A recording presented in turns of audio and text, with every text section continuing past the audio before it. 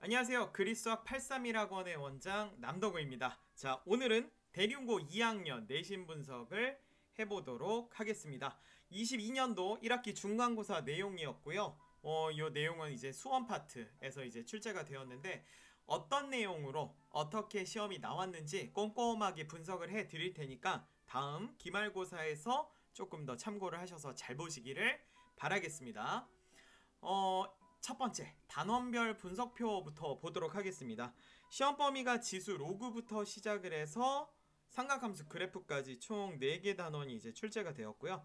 거기서 지수 로그 파트에서 문제가 조금 많이 나왔다라는 것을 볼 수가 있는데 조금 심도 있게 다루었던 부분은 함수 파트예요. 난이도가 있는 문제들도 여기서 좀 많이 나왔는데 여러분들 문제 푸시면서 아마 느끼셨을 것 같아.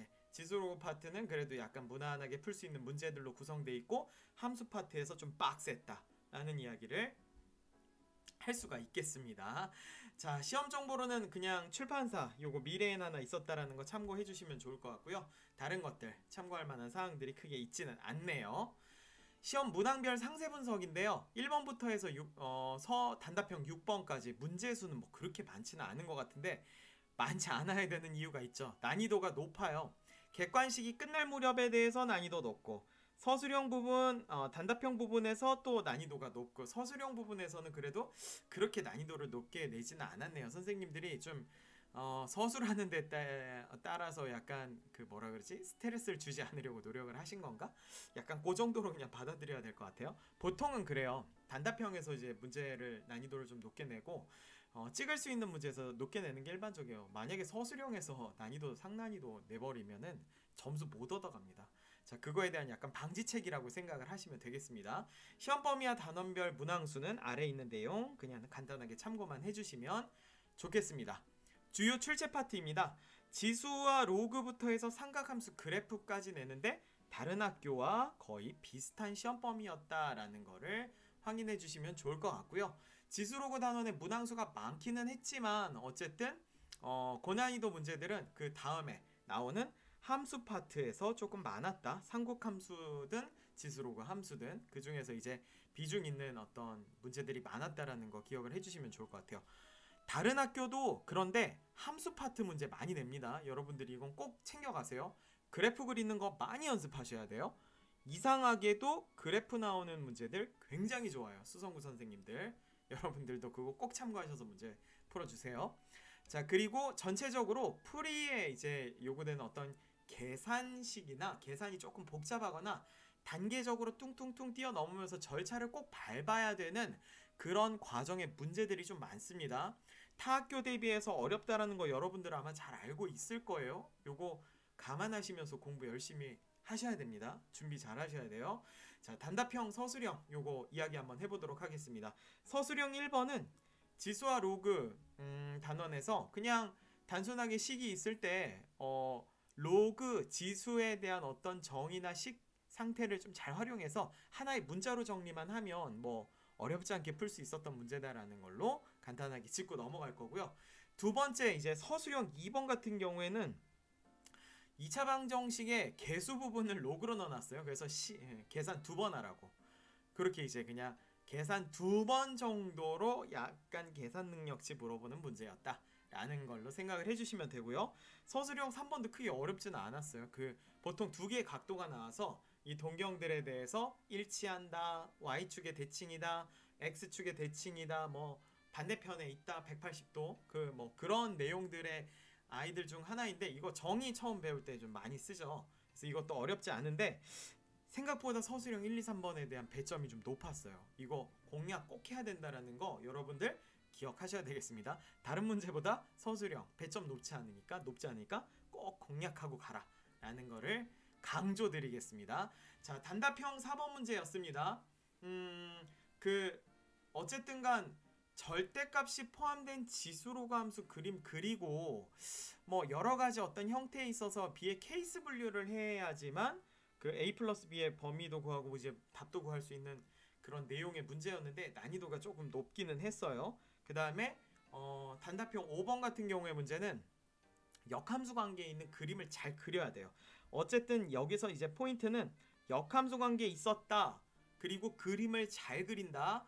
그리고 나서 식을 조금 이런 식으로 정리하고 나면 n이랑 a 플러스 b에 대한 어떤 그 그래프에서 기하적 의미를 받아들이셔야 되는데, 이게 어떤 특정한 그 점과 점 사이에 그 점 자체가 하나만 있어야 된다라는 거에 대한 식 표현이었어요. 이거 a, b, n 보시면 요 길이 표현할 수 있는 것들이잖아요. 그래서 그런 것들을 찾아내는 게 이제 포인트였고, 그걸 확인했다면 문제풀이하는 것들은 어렵지 않았을 것 같다. 어렵지 않지는 않았어요. 어려웠어요. 그렇게 확인해야지만 문제의 접근을 바로 들어갈 수가 있다 라고 이야기를 할 수가 있겠습니다. 자, 그리고 6번 문제였는데 어쨌든 간 그 부등식을 활용해서 문제를 풀어내는 과정에 있어서 어려움은 좀 있어요. 확실히 선생님이 문제 좀 잠깐 보려고요.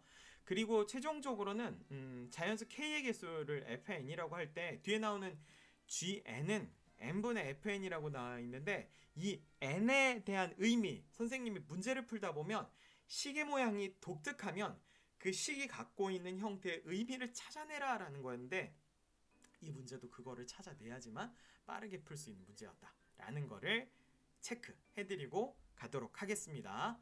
자, 고난도 문제 확인을 해보도록 하겠습니다. 보니까는 2009년 6월 평가원, 그 다음에 2022년 EBS 수능 완성에 대한 변형, 그 다음에 2016년 EBS 수능 사전 공략, 이거 문제 보자마자 아마 느끼셨는데 모의고사도 낸다. 그 다음에 EBS 올해 것뿐만이 아니라 예전 것들도 낸다. 공부할 수 있는 범위가 확장이 돼버리네요. 와, 이거 어떻게 하라는 거야? 말 그대로 겨울방학 때 너네 열심히 수학 공부해서 와, 우리 학교 오지 않으면 엄청 힘들 거야 라는 이야기들을 하고 있어요. 고난도 문제 뭘 냈었는지 잠깐 한번 짚어볼게요. 17번 문제에서는 이제 숫자만 바꿔서 이제 냈었던 넓이 구하는 문제였는데요. 어쨌든 절대값이 포함되고 기울기 조건 같은 것들이 이제 나와 있는 형태, 그래프도 빡세고 그 주어진 조건에 의한 어떤 식 구성하는 것도 계산 능력치를 좀 달고 있는 이런 문제들은 어려워요. 여러분들이 바로바로 풀기가 어려운데 복합형 문제들에 대해서도 대비를 해야 된다는 걸 조금 말해주고 있고요. 아까 그 단답형 4번은 이야기를 했으니까 간단하게 하면 어쨌든 케이스 분류 문제였어요. EBS에 대한 문제 변형이었고, 케이스 분류하는 형식의 문제들은 상당히 난이도가 높아지고 킬러나 준킬러에서도 등장하는 내용들이기 때문에 이거 수학 공부 그냥 많이 하지 않은 학생, 고득점짜리를 쟁취하기 위해서 일반 유형 달달달달달 이제 익혀놓고 나머지 고난도 공부하지 않는 학생에 대해서는 너네 문제 못 맞춰라는 거를 확실하게 보여주신 것 같아요. 그리고 단답형 5번도 아까 얘기했지만 어떤 그런 식의 형태에 대해서 이런 문자, 이런 식이 뭘 의미하는지, 그래프나 도형 안에서 어떤 부분을 나타내는지, 그 부분 안에서도 또 뭘 디테일하게 표현하는지를 찾아내야지만 확인할 수 있는 그런 문제였다라고 보시면 되겠습니다. 고난도 문제였는데 그래도 약간 경험을 좀 할 수 있게 티는 냈었을 것 같아요. 그러니까 EBS 또는 평가원, 모의고사 선생님들 분명히 아마 짚어주셨을 것 같습니다. 자, 마지막으로 총평입니다. 대륜고에서는 가장 특징이 있는 건 포인트 뭐라고요? 그죠? 서술형 배점이 높다라는 거. 그래서 여러분들이 전략적으로 들어가시기만 한다면 그래도 점수를 잡을 수 있는 어떤 상황이 만들어지지 않을까라는 생각이 들고요. 1학년, 2학년들 약간 이런 식으로 비슷하게 돼요. 전부 다 1, 2학년. 그리고 약간 특징이었다면 뭐냐면 활용하는 문제, 순서쌍이나 활용 문제들이 조금 많이 나왔다라는 거가 어려운 거를 나타내는 어떤 지표인 것 같아요. 그 순서쌍 나타내고 개수 세야 되는 문제들은 선생님들이 난이도를 올릴 수 있는 가장 기본적인 어떤 형식인 것 같아요. 계산 능력 많이 물어보는. 그래서 선생님은 점개수 개인적으로 점개수 세는 건 너무 싫어하는데 그게 이제 수능에서 한참 핫하게 나왔었거든요.